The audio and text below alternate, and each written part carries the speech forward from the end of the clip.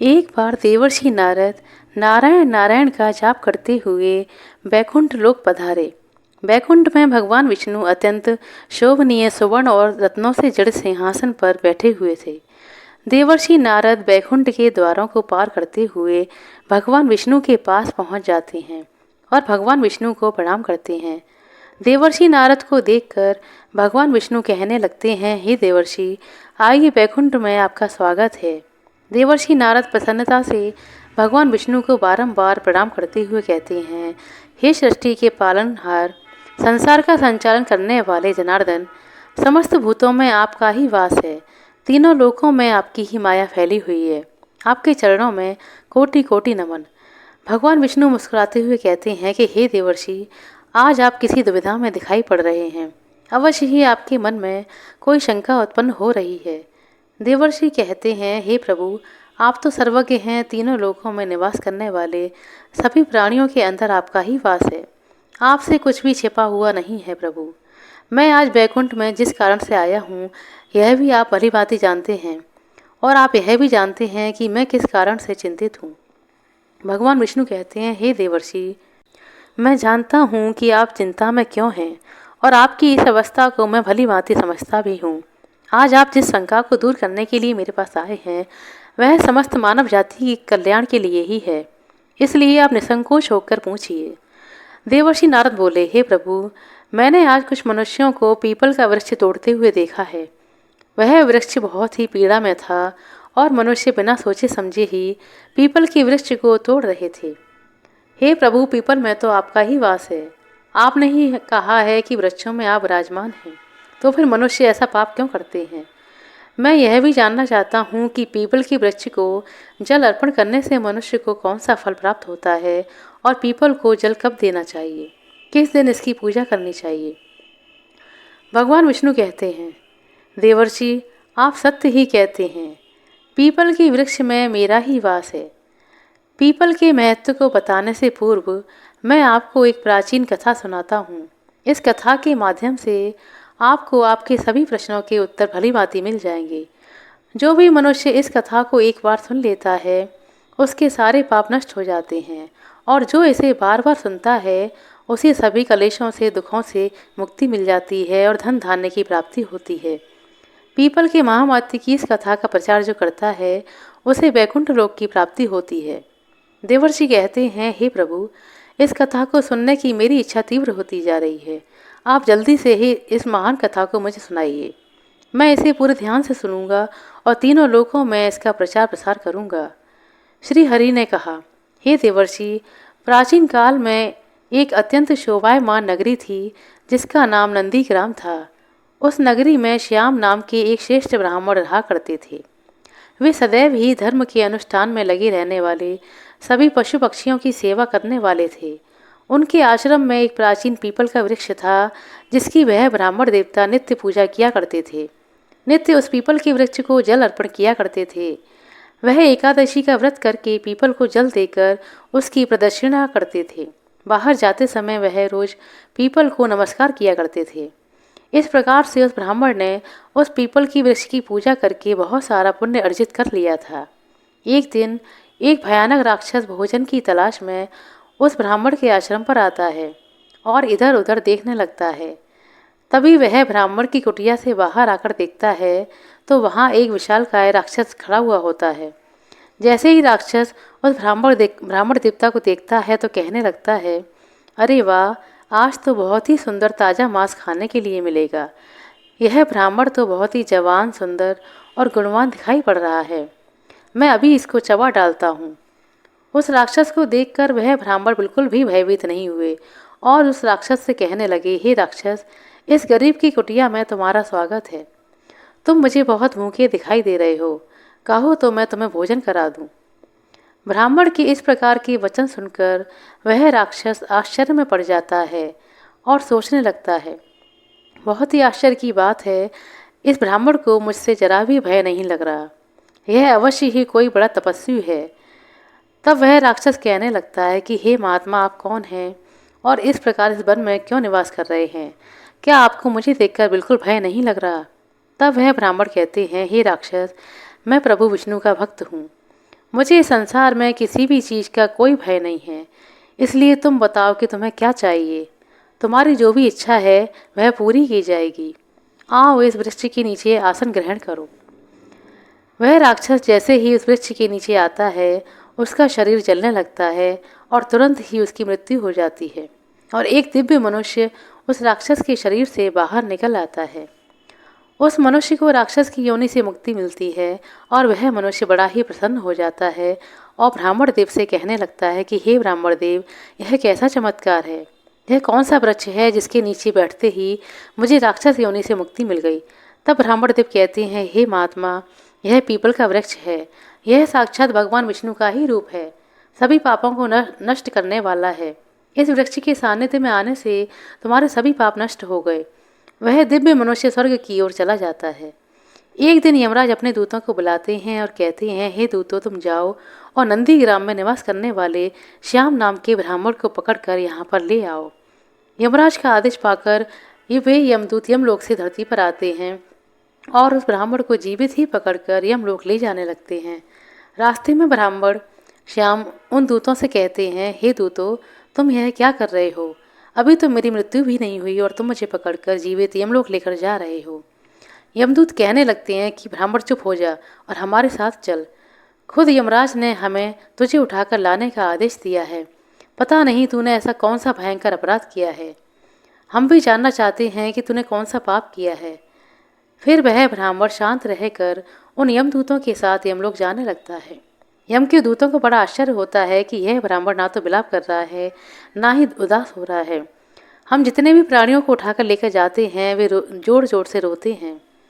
वे यम के दूत उस ब्राह्मण को लेकर यमराज के सामने उपस्थित हो जाते हैं।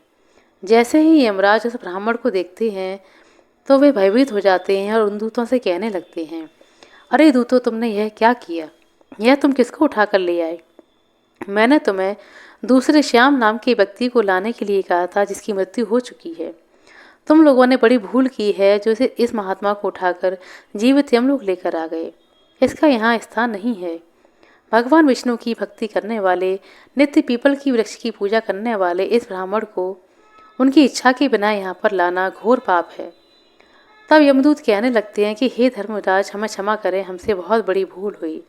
फिर वे यम के दूत उस ब्राह्मण से क्षमा मांगते हैं और ब्राह्मण देवता उन यमदूतों को क्षमा कर देते हैं। यमराज उस ब्राह्मण से कहते हैं, हे ब्राह्मण देवता, आपकी पत्नी और पुत्र आदि बहुत दुखी होकर व्याकुल होकर रो रहे हैं। कृपया आप वापस जाने के लिए तैयार हो जाइए। अपने दूतों की भूल के लिए मैं आपसे क्षमा मांगता हूँ। कृपया आप अपने घर को लौट जाइए। फिर वह ब्राह्मण कहते हैं, हे धर्मराज, आपको प्रणाम है। इन दूतों से जो भूल हुई उसके लिए तो मैं उनका आभारी हूँ, क्योंकि उनकी भूल के कारण मुझे जीवित रहते हुए आपके दर्शन करने का सौभाग्य प्राप्त हुआ है। ऐसा सौभाग्य बार बार नहीं मिलता। हे धर्मराज, मेरी आपसे एक विनती है कि मैं संपूर्ण नरकों का दर्शन करना चाहता हूँ, जहाँ पर पापी मनुष्य को कष्ट भोगने पड़ते हैं। ब्राह्मण की बात सुनकर यमराज प्रसन्न हो जाते हैं और कहते हैं, हे ब्राह्मण देव, ठीक है, अगर आपकी यही इच्छा है तो मैं आपकी इच्छा को अवश्य पूर्ण करूँगा। फिर यमराज उस ब्राह्मण को समस्त नरकों का दर्शन कराने के लिए ले जाते हैं। उस ब्राह्मण ने देखा कि पापी जीव नरक में पड़कर कष्ट भोग रहे हैं। कुछ सूली पर चढ़े हैं, कुछ प्राणियों को हिंसक पशु खा रहे हैं, कुछ पापियों को कीड़े खा रहे हैं, तो कुछ पापियों को उबलते हुए तेल की कढ़ाई में पकाया जा रहा है। कुछ पापियों को यम के भयंकर दूत पीड़ा दे रहे हैं और अस्त्रों से उन पर प्रहार कर रहे हैं। कुछ पापी जमाने वाली अत्यंत शीत नरक में पीड़ा सहन कर रहे हैं, तो कुछ जलती हुई भयंकर अग्नि में गिरकर जोर जोर से विलाप कर रहे हैं। उन आत्माओं को दुख और यातनाएं भोगते हुए देखकर उस श्याम ब्राह्मण को बहुत ही दुख हुआ। वे उन कष्ट भोग रहे प्राणियों से कहने लगे, क्या आप लोगों ने पृथ्वी पर रहकर कभी कोई पुण्य नहीं कमाया, जिससे आप सभी को यहाँ नरक में आकर इतना कष्ट भोगना पड़ रहा है। नरक में सजा भोग रहे उन प्राणियों ने कहा, हे विप्रवर, हम पापियों ने पृथ्वी पर कभी कोई पुण्य किया ही नहीं, इसी कारण से नरक में गिरकर सजा भुगत रहे हैं। हमने पराई स्त्रियों से संबंध बनाए, दूसरों के घर में चोरी की है, निष्पाप पशुओं की हत्या की है और दूसरों पर झूठे आरोप लगाए हैं, अतिथियों का अनादर किया है, व्यभिचार किया है। ऐसे अनेक पापों के कारण हम सभी नरक की अग्नि में जल रहे हैं। हमने प्यासी गायों की बावड़ी को तोड़ा है और दान धर्म करने वाले लोगों को लूटा है। हमने कभी व्रत नहीं किया, अनुष्ठान नहीं किया। हमने अपनी स्त्रियों का त्याग कर दिया, हमने अपने मित्रों का त्याग कर दिया। मित्रों को धोखा दिया, झूठी गवाही देकर अनेक निष्पाप लोगों को फंसाया। इन सभी घोर पापों के कारण हम नरक की सजा भुगत रहे हैं। फिर उस ब्राह्मण ने कहा, आप लोगों ने कभी भगवान विष्णु का एक बार भी पूजन नहीं किया। इस कारण से आप लोगों की ऐसी भयानक दशा हुई है। जो मनुष्य पृथ्वी लोक पर रहकर भगवान विष्णु का पूजन करता है, उनकी ऐसी दुर्गति कभी नहीं होती, उन्हें मोक्ष मिल जाता है। आप लोगों ने कभी भी श्री हरि के चरणों में मस्तक नहीं झुकाया, इस कारण से आपको नरक की प्राप्ति हुई। आप लोगों ने कभी भी पीपल के पेड़ को जल अर्पण नहीं किया। पीपल को जल अर्पण करने से जन्म जन्म के पाप नष्ट हो जाते हैं। फिर वे नारकीय जीव कहने लगते हैं कि हे ब्राह्मण देवता, हमारा अंतःकरण अपवित्र है, हम अपने पापों से भयंकर दुख भोग रहे हैं। नरक की अग्नि से हमारा शरीर जल रहा है, किंतु जो हवा आपके शरीर से छूकर हमारी ओर बह रही है, वह हमें आनंद प्रदान कर रही है, जिससे हमारे कष्ट कम हो रहे हैं। नरक की अग्नि से हमें कष्ट नहीं हो रहा है। हे धर्मात्मा, कृपया आप कुछ देर यहाँ ठहर जाइए, जिससे हम लोगों को कुछ क्षणों के लिए सुख मिल सके। हम अनेक वर्षों से निरंतर कष्ट भोग रहे हैं, हमारा अंग अंग जल रहा है। हे ब्राह्मण देवता, आपके दर्शन करने से हमें संतोष हो रहा है। कृपया आप हम प्राणियों पर, हम पापियों पर थोड़ी सी दया कीजिए। फिर यमराज कहते हैं, धर्मात्मा, अब आपने नरक के दर्शन कर लिए, अब आप अपने घर को लौट जाइए। आपकी पत्नी शोक में डूबकर बहुत विलाप कर रही है। वह ब्राह्मण बोलते हैं, हे धर्मराज, इन प्राणियों को दुख में देखकर मैं कैसे चला जाऊं? इनकी दुख भरी आवाज़ मेरे कानों में पड़ती है तो मुझे बहुत दुख पहुंच रहा है। आपके यमदूतों के द्वारा मार खाकर अग्नि की ज्वाला में गिरे हुए इन नारकीय जीवों की यह दयनीय पुकार सुनिए। इन जीवों के मुख से निकली हुई ध्वनि मुझे सुनाई दे रही है। हाय, मुझे बचाओ, मेरी रक्षा करो। मैं समस्त भूतों में विराजित भगवान विष्णु की आराधना करता हूँ। यदि मैं इन दुखी प्राणियों को दुर्लक्ष्य कर दूं तो मेरा जीवन व्यर्थ हो जाएगा। यमराज कहने लगते हैं कि हे ब्राह्मण श्रेष्ठ, आपको इन पापियों की चिंता नहीं करनी चाहिए, क्योंकि यह सभी अपने कर्मों का फल भुगत रहे हैं। ईश्वर ने ही इसके लिए, इनके कर्मों के लिए दंड का प्रावधान किया है, ताकि इनकी आत्मा की शुद्धि हो सके। आप इनके लिए कुछ भी नहीं कर सकते, इन्हें नरक की सजा भुगतनी ही पड़ेगी। लेकिन फिर भी वह ब्राह्मण नहीं माना और उन नरकीय जीवों को मुक्ति दिलाने के लिए भगवान विष्णु से प्रार्थना करना शुरू कर दिया।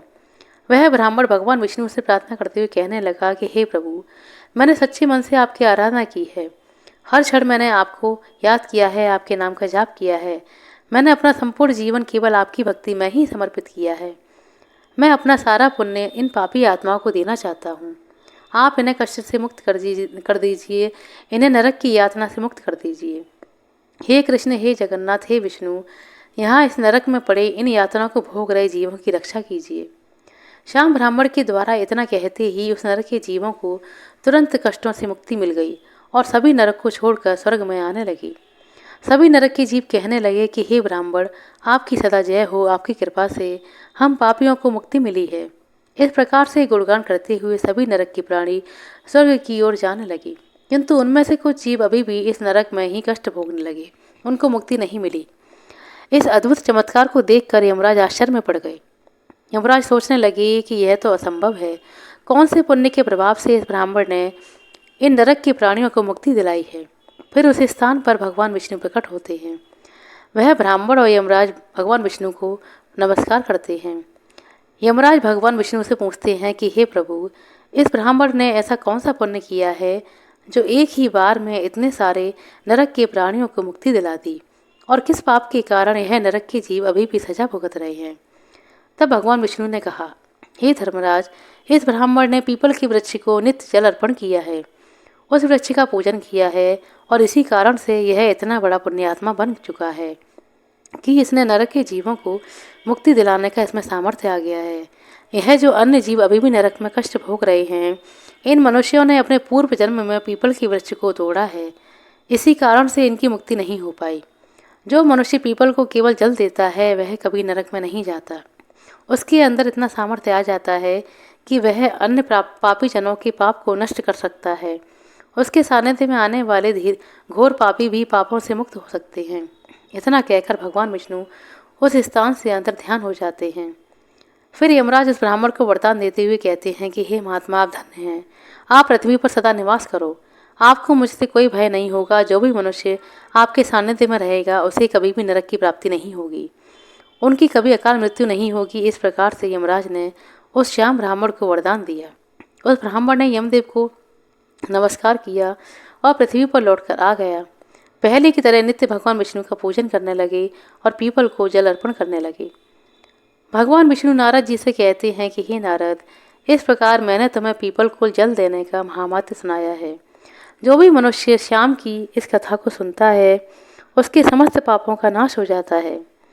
दोस्तों, इस प्रकार से भगवान विष्णु ने पीपल को जल देने का महत्व महर्षि नारद को सुनाया। आप भी पीपल को जल अवश्य दें। शनिवार को पीपल के नीचे सरसों के तेल का दीपक अपने पितरों के लिए अवश्य जलाएं और प्रत्येक एकादशी के दिन पीपल को जल देकर उसकी प्रदक्षिणा करें। आपके समस्त कष्ट अवश्य ही दूर हो जाएंगे। आशा करते हैं दोस्तों आपको हमारे द्वारा सुनाई गई यह कहानी अच्छी लगी होगी। कहानी अच्छी लगी हो तो कृपया लाइक कर दें, शेयर कर दें। चैनल पर नए हैं तो सब्सक्राइब कर लें। अपना कीमती समय देने के लिए बहुत बहुत धन्यवाद। मिलती हैं अगले वीडियो में, तब तक के लिए नमस्कार।